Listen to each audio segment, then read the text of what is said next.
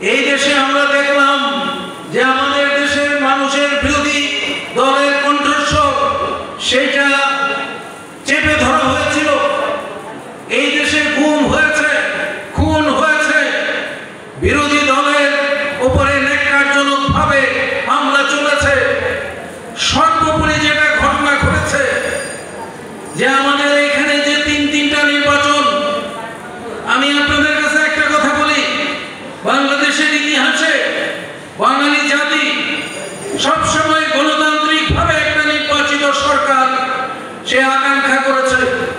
৭০ সালে আমাদের নির্বাচন হয়েছে এবং আমাদেরকে ক্ষমতায় অধিষ্ঠিত হতে দেওয়া হয় নাই। পাকিস্তানিরা আমাদের উপরে তারপর গণহত্যা চালিয়েছে এবং সেই গণহত্যা চালানোর পরে আমরা সশস্ত্র মুক্তিযুদ্ধের মাধ্যমে আমরা পৃথিবীর মানচিত্রে একটা নতুন বাংলাদেশ আমরা আমাদের রক্ত দিয়ে ৭১ সালে ৫৪ বছর আগে আমরা প্রতিষ্ঠা করেছি। বিস্ময়কর এই উন্নয়নে গর্বিত জাতি, গর্বিত নতুন ধরা পরিবার, আবাসনে আস্থার আদর্শ, নতুন ধরা, নতুন প্রজন্মের নতুন পৃথিবী। তারপরে আমি এই কথা বলতে চাই আজকে যে আমাদের এই বাংলাদেশে অভ্যুদয়ে এই দেশে কমিউনিস্ট পার্টি তখন নিষিদ্ধ, দুইটা ন্যাশনাল আর্মি পার্টি একটা নেতৃত্বে ছিলেন মৌলানা ভাসানী, আর একটা নেতৃত্বে ছিলেন অধ্যাপক মুজাফফর আহমদ সহ এই দেশের অভ্যন্তরে এই দেশের সাধারণ মুক্তিকামী মানুষ তারা লড়াই করেছে।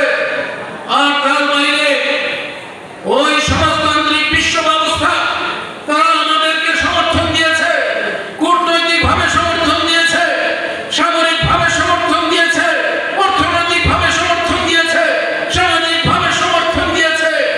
আমরা আলাদা মুক্তি বাহিনী আমরা গঠন করেছিলাম। আমাদের ছাত্র ইউনিয়ন, আমাদের ন্যাশনাল আর্মি পার্টি, আমাদের কমিউনিস্ট পার্টির কর্মীরা আলাদা মুক্তি বাহিনী গঠন করে নিজের বুকের রক্ত দিয়ে ওই বাংলাদেশের যে পতাকা আছে সেই পতাকা লাল করে আমরা বাংলাদেশ স্বাধীন করেছিলাম। সুতরাং এই বাংলাদেশ যে প্রতিষ্ঠিত হয়েছে সেই বাংলাদেশ প্রতিষ্ঠায় সরাসরি আমরা বামপন্থীরা সেই স্বপ্ন, এই দেশের মানুষের আকাঙ্ক্ষা, সেই আকাঙ্ক্ষা আমরা বাস্তবায়িত করতে আমাদের রক্ত বিলিয়ে দিয়েছিলাম। সুতরাং আজকে যখন আমরা এখানে হাজির হয়েছি তখন একটা জিনিস আপনাকে খেয়াল করতে হবে যে এই আন্দোলনের ভেতর দিয়ে, এই গণ অভ্যুত্থানের ভেতর দিয়ে আমাদের এখানে লুটপাটের পুঁজিবাদী ধারা যে ভারত ছিল সেই ভারত পতিত স্বৈরাচার ফ্যাসিবাদ সেটা উচ্ছেদ হয়েছে, উৎখাত হয়েছে। কিন্তু ওই লুটপাটের পুঁজিবাদী কাঠামো সেইটা উৎখাত হয় নাই। বাংলাদেশের এই আন্দোলনের প্রধান স্লোগান, যে স্লোগান এই দেশে বৈষম্য উচ্ছেদ করতে হবে, সেই স্লোগানে কিন্তু দল মত নির্বিশেষে এই দেশের ছাত্র জনতা তারা একত্রিত হয়ে ওই আন্দোলনে লক্ষ লক্ষ মানুষ রাস্তায় নেমে গিয়েছিল। তার আগে বিএনপি আন্দোলন করেছে, তার আগে বামপন্থীরা আন্দোলন করেছে, তার আগে অন্যান্য গণসংগঠন আন্দোলন করেছে। ওই জগদ্দল পাথর শেখ হাসিনাকে চলানো সম্ভব হয় নাই। কিন্তু যখনই এই দেশে, এই রাষ্ট্রে বৈষম্য উচ্ছেদ করা হবে, উৎখাত করা হবে, এই স্লোগান যখন সামনে এসেছে, কোন রাজনৈতিক দলের কারণে নয়, এই দেশের জনমানুষের আকাঙ্ক্ষাকে সামনে নিয়ে যখন সেই আন্দোলন অগ্রসর হয়েছে, তখন ওই জগদ্দল পাথর আমরা উচ্ছেদ করেছি, উৎখাত করেছি, বঙ্গোপসাগরে ভাসিয়ে দিয়েছি।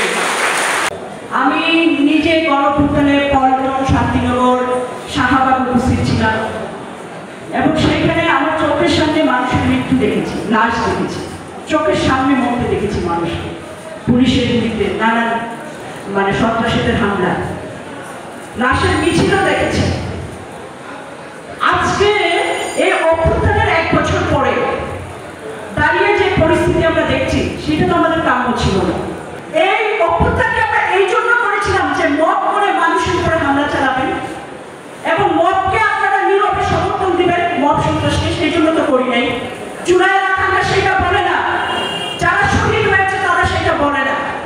তাই আজকে আমরা স্পষ্টভাবে কমিউনিস্ট পার্টির পক্ষ থেকে, বামপন্থীদের পক্ষ থেকে আওয়াজ তুলতে চাই, কিন্তু স্পষ্ট আওয়াজ তুলতে চাই যে দুঃশাসনকে আমরা হটিয়েছি, যে ফ্যাসিবাদ ষড়যন্ত্রকে আমরা হটিয়েছি, সেই ওই ফ্যাসিবাদ ষড়যন্ত্র আমরা আর দেখতে চাই না।